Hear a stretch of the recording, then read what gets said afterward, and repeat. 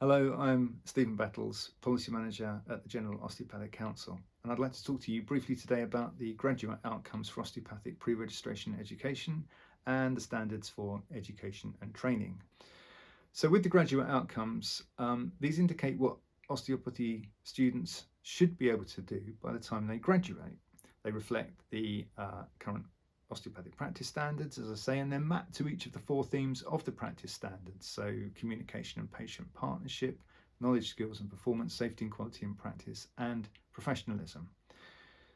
The outcomes also include requirements around common presentations with which graduates should be familiar, around clinical hours and experience, an expectation of 1,000 hours of clinical practice and seeing 50 new patients during pre-registration training, for example. Common components of consultations as well. In the updated version, we've reviewed the language that we use throughout to make it clearer and more accessible. We've aimed to reflect the broader roles of osteopaths as allied health professionals and to be applicable in a wider context. We've added outcomes around research, education, leadership and management. We've enhanced the reflection of equality and diversity and inclusion throughout the outcomes.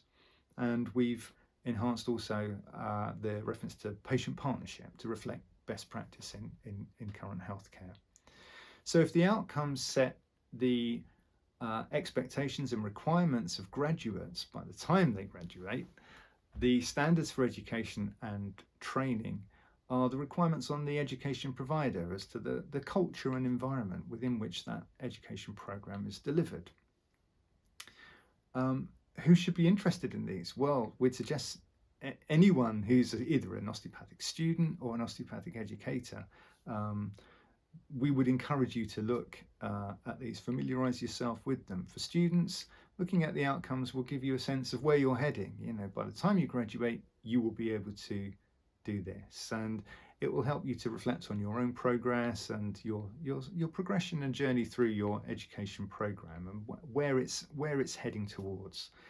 For an educator, looking at the outcomes will help you reflect whatever your position within education, whether you're a lecturer or a clinic tutor or a program lead, someone who works in quality assurance. It enables you to think and reflect on your role in helping students to achieve and to support their meeting of those outcomes.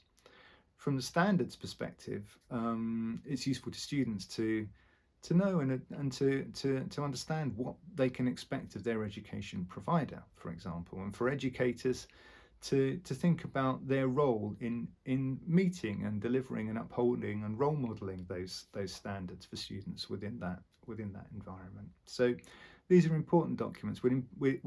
We would encourage you to look at them, to familiarise yourself with them. If you have any queries, to contact us. There'll be contact details at the end of this video.